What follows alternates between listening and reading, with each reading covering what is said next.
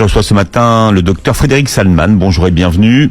Bonjour. Ravi de faire votre connaissance. Vous êtes docteur en cardiologie et en nutrition, spécialiste de l'hygiène alimentaire. Vous êtes un phénomène de l'édition. Vous êtes un docteur qui vend des livres et vous publiez La santé devant soi, le secret millénaire qui va changer votre vie aux éditions Robert Laffont. Alors, ce qui est passionnant dans votre livre, c'est que vous écrivez qu'on sait désormais que ceux qui pratiquent une religion ou accordent une grande importance à la spiritualité vivent plus longtemps que les autres et en meilleure santé. Comment est-ce qu'on le sait ? Une étude a été publiée il y a 3 ans qui m'a donné l'idée d'écrire ce livre. Je découvre que les gens qui croient dans une religion vivent 7 ans de plus que les autres. Et là, je peux vous dire que j'en reviens pas. J'essaie de comprendre. Et effectivement, des recherches nouvelles ont montré qu'il y a un lien très puissant entre la spiritualité et la santé. Les gens qui croient, qui ont un sens profond dans leur vie, ont une stimulation immunitaire beaucoup plus puissante. L'immunité, c'est tout ce qui nous protège de tout. C'est notre garde du corps. Eh bien, c'est plus puissant quand vous avez une croyance. Et alors, ça m'intrigue. Je décide d'écouter de comprendre les textes sacrés. Et on a découvert que la prière active des zones du cerveau au niveau de la relaxation, au niveau du bien-être, de la sérénité. Autrement dit, c'est aussi un anti-stress formidable. Et en plus, on leur a fait des prises de sang en même temps. Et on a vu qu'ils sécrétaient des hormones protectrices, des hormones du bonheur, de la détente, de la relaxation. Et qu'en même temps, ça stimule le système immunitaire. Autrement dit, la prière était quelque chose qui fait un bien immense, qui permet aux sujets de retrouver leur socle et surtout, essentiel, de donner un sens à leur vie.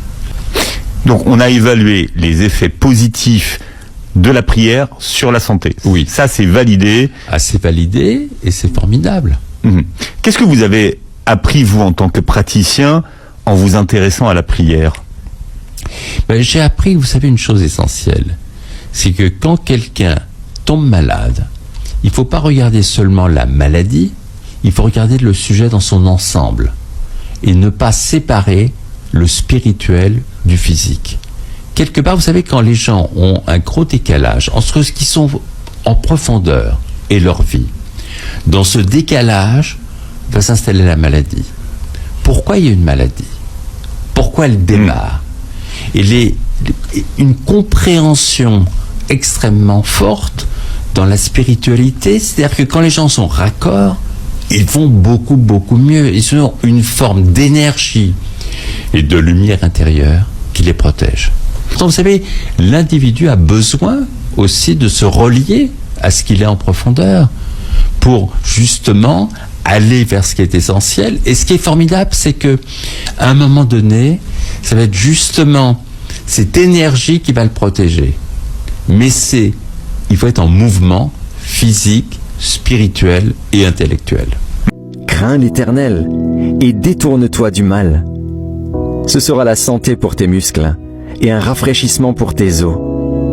Écoute, mon fils, et reçois mes paroles, et les années de ta vie se multiplieront. Il guérit ceux qui ont le cœur brisé, et il pense leurs blessures. Il compte le nombre des étoiles, il leur donne à toutes des noms. Notre Seigneur est grand, puissant par sa force, son intelligence n'a point de limite. L'Éternel soutient les malheureux. Ne savez-vous pas que votre corps est le temple du Saint-Esprit qui est en vous, que vous avez reçu de Dieu, et que vous ne vous appartenez point à vous-même, car vous avez été rachetés à un grand prix.